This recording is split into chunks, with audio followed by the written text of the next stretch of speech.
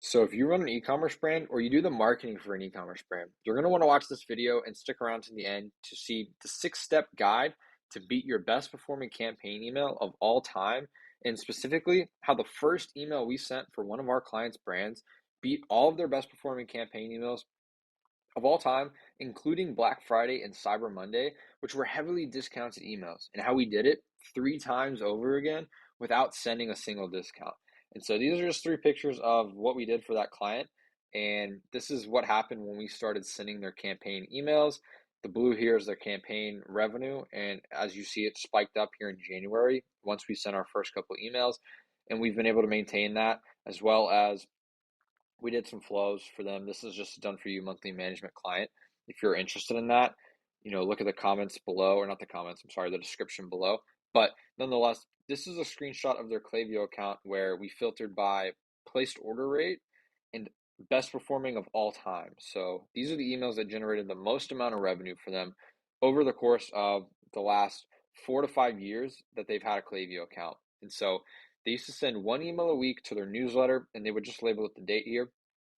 And as you see, out of their top 6 emails, 4 of them are the emails that we've sent. Specifically, their best performing one is the very first email we sent. And so the very first email we send for a brand is always like a facelift if we've changed the design drastically, which in this case we had. And so it's a good email to send so you're not shocking the list, and you also get to test the new design. And so this email here, as you see, generated $29,500 at a 3% click rate and a 56% open rate the very first time we ever sent a campaign for this brand. So what do we do? How do we do it? And let's start with what not to do. So these are the top 4 mistakes that I see e-commerce brands making when I audit their accounts and look at their campaign strategy. They have poor messaging, which leads to, or which is a result of lack of customer research and too many assumptions. You need to figure out what the list likes based off of testing. And that goes into the third thing here. So just to skip ahead, lack of testing is a huge one. If you don't know, if you're never testing new angles or new pain points, you never know what to send that is going to work, as well as most people just send the same thing over and over again. So every month your emails are the same, and you really bore your list, and your engagement and placed order rate goes down drastically. A lot of brands send too many generic emails, which is a result of maybe not having an in-house designer or using a cheap designer overseas that just might not be generating quality designs or might not know how to generate quality designs. There's a huge difference between a graphic designer that knows how to make things look aesthetic and an email specifically trained designer who knows how to create an email with the end product being able to convert. So there's a huge difference there. And that's why, hiring an agency that's basically an extension of your marketing team, like our agency, AdSumo Digital, our designers are specifically trained on how to make high converting email designs, not just pretty looking emails that look good but don't convert. So a lot of this is overly templatized designs and copy. And then the last thing here is, if you do have a winning campaign, most brands don't ever replicate the concept behind those. So you never like most brands are never analyzing their past winners, which leads to not knowing what performed well in the past and what's going to lead to higher open rates, higher click rates, and more revenue generated. So these 4 mistakes, what you're going to get is low open rates, low click rates, and you're going to generate less revenue from your emails because of that. And so now that you know what not to do with your emails, and if you are doing any of these things, don't worry. These next 6 steps are going to teach you what to do, how to implement it, and this is going to allow you to beat your best performing campaign emails of all time. So, step 1 is angle creation. So you need to analyze your best performing emails, ads, creatives, and angles. And so most brands, when they're trying to come up with how to beat your best performing campaign email, and granted, most agencies, this isn't their goal. They're just trying to put content out there for your brand so that they're able to check off a deliverable for you and can just charge you that revenue, or that monthly retainer, I'm sorry.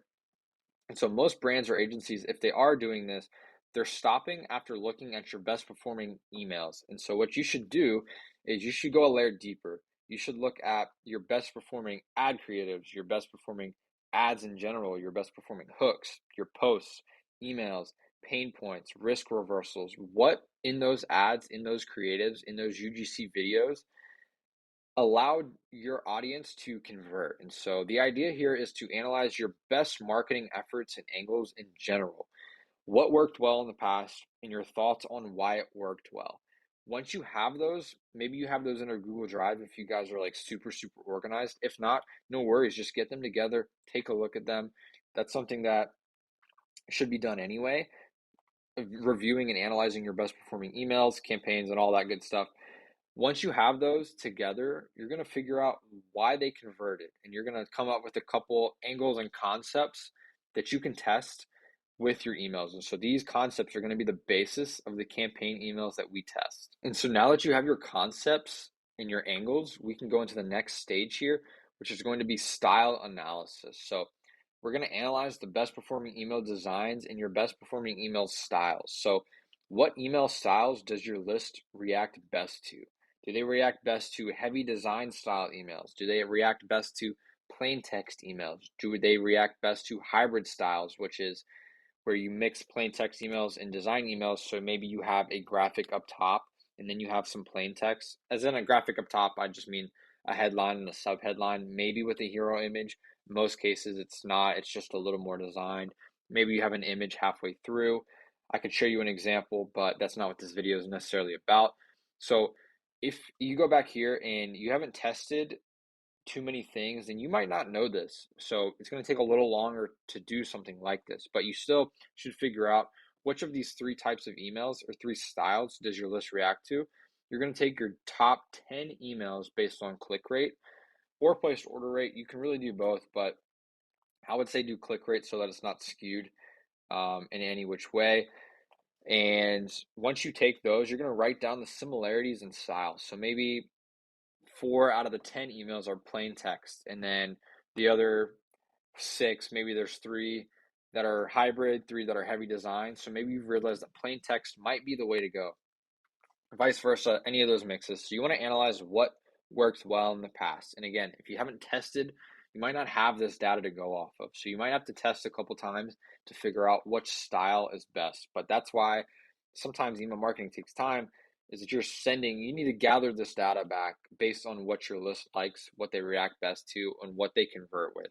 And so going back to the lack of testing, if most brands are like, well, I don't like sending plain text emails because we don't like them as a brand. Well, that's not good data because maybe your list prefers them. If you run the test and plain text double in click rate, why would you not like them? You know what I mean? You're going to be doubling the amount of revenue you generate per campaign email. So it's very high leverage very high leverage test. Step 3 of this, you're going to want to gather your best social proof. So analyze your best reviews, your best comments on social, your best customer support conversations, anything that people have talked good about your brand or that has worked well in ads, you're going to want to get. So what is your audience most receptive to is another big part of this. So now that you've gathered your best reviews, your best comments, your best customer support conversations where maybe they thank you for the product or thank you for the quality or what you guys do as a brand if you're a B Corp and do a lot of donations or community efforts. Does your list prefer UGC? Do they prefer raw? That should say raw, not rare. Raw screenshot style Facebook reviews? Do they like dressed up designed reviews where it's more of a maybe it's a Canva template or something where you have the circle of the person's profile picture and then the review looks really nice. What a good way to figure this out is what you found to work best in your ads is likely the right choice here. So I know a lot of brands test creatives where they have just raw screenshots of reviews from Amazon or Facebook, or maybe you have a UGC video. Whatever your audience typically converts best with is the right choice to go with here. And so we'll be using this around the email CTAs. And when you put some social proof around the buy now or shop now button or get started button, it's like steroids for your click rate, because when you receive an email, most people's first question is like, they subconsciously don't believe that it's true, especially if you're promising a result or you fulfill a need. If you're like a health or supplement brand and you're saying, our product does XYZ for you, dream outcome, insert dream outcome. they're going to subconsciously be like, that's probably too good to be true, especially if you have a good offer. They're going to think it's too good to be true. And so when you add social proof above or below or both, around your CTA, it's going to drastically improve the click rate because you're eliminating that question before they even have a chance to consider the question and, hop off the email. So the next step here, and if you're probably seeing this trend, we're gathering your best data. So your best call to actions, whether that's in your ads or wherever. Analyze your best call to actions, or if your brand has great front end offers, then push them here. So this is like bundles or things like that. So free gift with purchase, anything there. What is your audience most receptive to? Is it the shop now buttons, buy now, order now? Is it the try risk free? Do you have free trials? Are they more into like eat healthy today or start your health journey? Whatever you're pushing, it really depends on your offers and where you want to push your traffic.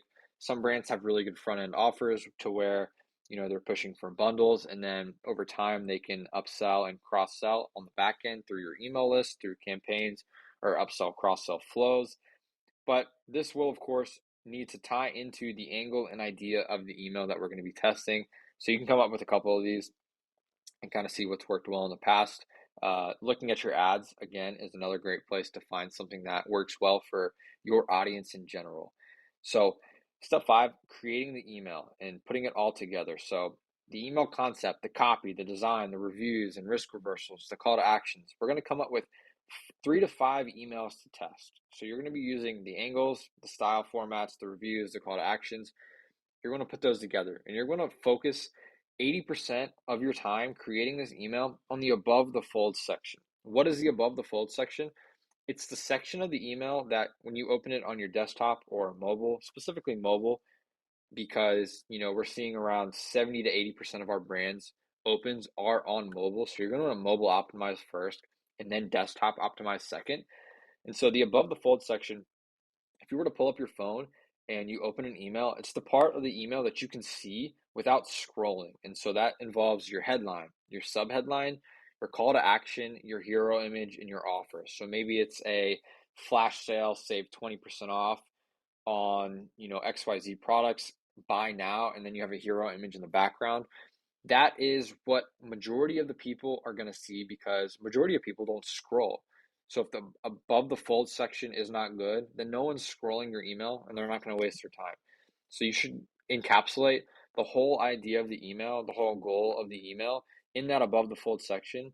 And if it's not a sale, if it's not an offer, it's going to need to be intriguing enough for them to be like, oh, that's interesting. And you're going to want them to scroll or just click that button and go to wherever you're pushing them, whether it's your homepage, product page, collections page, a blog post, your social media platform, anything like that. So this again is of course going to need to tie into the actual email here. So your above the fold section is dependent on that angle that you've come up with. So if it's a flash sale, that's what you're going to focus on delivering in that above the fold section. If it's a blog post, you're going to want to make it interesting enough for them to read the headline. And once they read the headline, they're going to read the subheadline. Once they read the subheadline, they're going to want to read the body copy. That's what I mean when it's, of course, relates to tying it into the angle here. And so step 6, you're going to want to test. So send out 3 to 5 emails you've come up with and see what happens and what kind of results that you're going to get. You might not get your best performing email of all time right away, but with this strategy, it's going to give you the process of gathering the data that you need to do this. So we've been doing this for a lot of brands, and so that's why we were able to implement this strategy and generate these kind of results. But not everyone can do that. And if you haven't tested enough things throughout your time, so we've tested, across several brands, audited, tens of accounts, and that's what we've been able to see. So we've seen a lot of patterns. We see a lot of what works well in certain industries or certain lists and based on the engagement and those kind of things. So this is how we've beat our clients' best performing emails. It's an iteration game. So every failed test gives you more data on what not to do and maybe more ideas on what to do.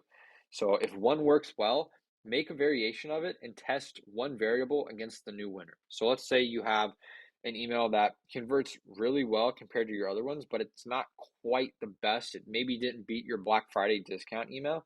Well, you're going to think, okay, why did this email go well? And then maybe we change the hero section of it, or maybe we change the style of it. We go from a plain text email to a hybrid email, or a hybrid email to a design email. You're going to test one variable, one difference.